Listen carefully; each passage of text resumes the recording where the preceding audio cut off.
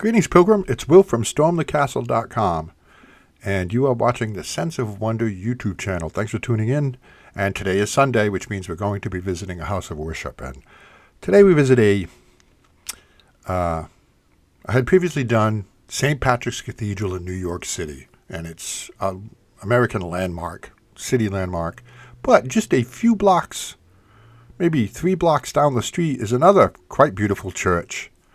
It's St. Thomas, and I guess you could say it kind of sits in the shadow of St. Patrick's, but it's no less beautiful.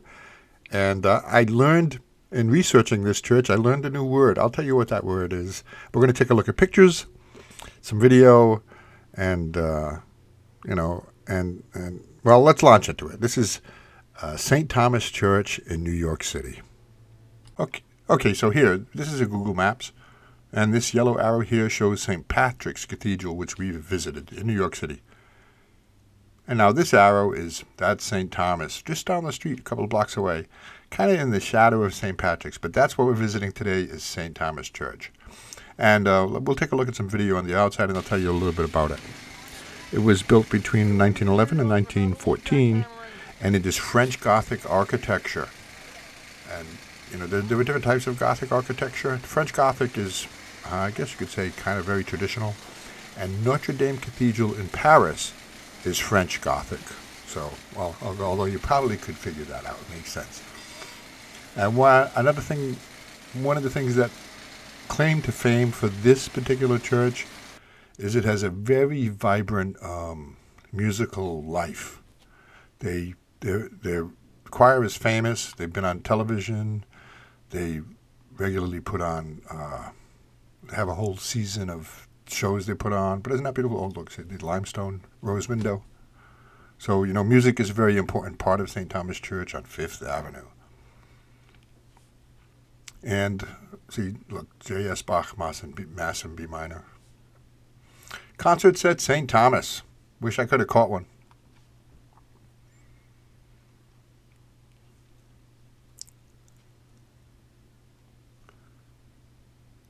Let's take a look at the front doors, and then we'll go inside. Isn't that beautiful? So when you go inside, the first thing that hits you is this. This is called a reredos. That big structure behind the altar is a reredos. And I was like, I thought that was a retabla. I don't know, sorry. But there's a difference between a retabla and a reredos. And let me show you. This is a retabla of a picture I took in a church in Spain. And a retabla is smaller, elevated, and there are some vagaries between the two. But that reredos is big. It's like a screen, starts at the ground, goes up high. I just think that's kind of interesting, a reredos, rather than a retabla. And in this picture, notice something, that the statues and the cross are covered in purple cloth. And that's a tradition during Lent to represent, penance, repentance, and the suffering of Christ during his passion.